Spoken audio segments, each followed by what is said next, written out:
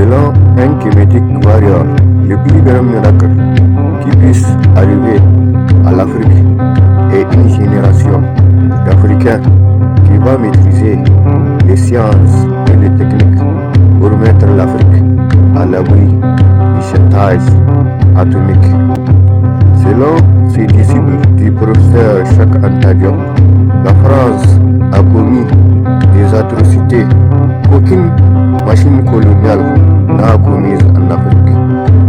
Et tout comme l'a déclaré François Fanon, jamais ceux qui parlent à tout bout des champs des droits de l'homme ne peuvent nous faire oublier qu'à chaque coin de chaque rue, qu'à chaque coin de chaque région, qu'à chaque coin de chaque pays, ils traquent l'homme et le tuent comme un animal.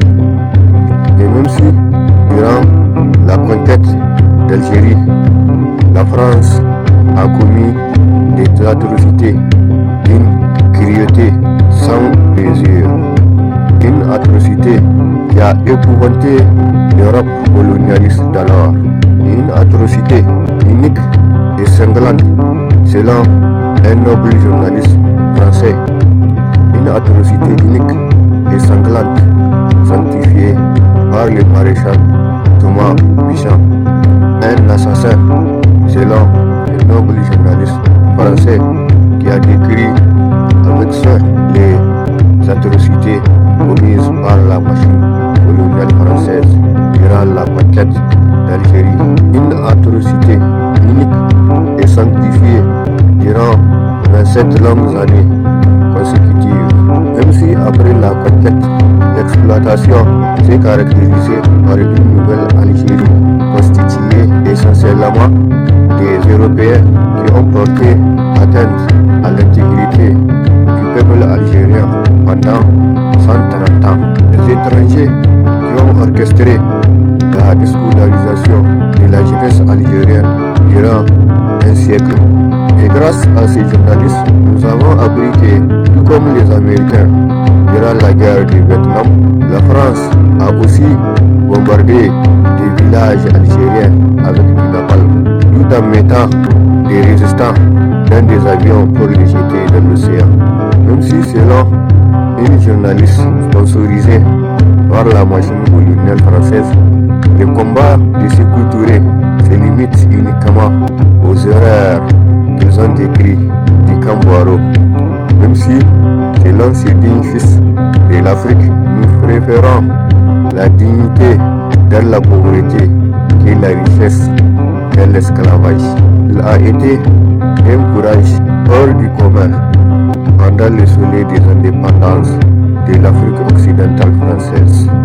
Et même si, depuis la libération du Nord malien, nous avons appris que l'Algérie a eu l'amnésie d'oublier le Mali qui lui a offert son territoire comme base arrière pour organiser l'élite de libération du territoire algérien. Puisque les dirigeants algériens ont eu la sottise et le culot de permettre à la France colonialiste moderne de forer depuis du gaz pour piller sans vergogne les richesses maliennes.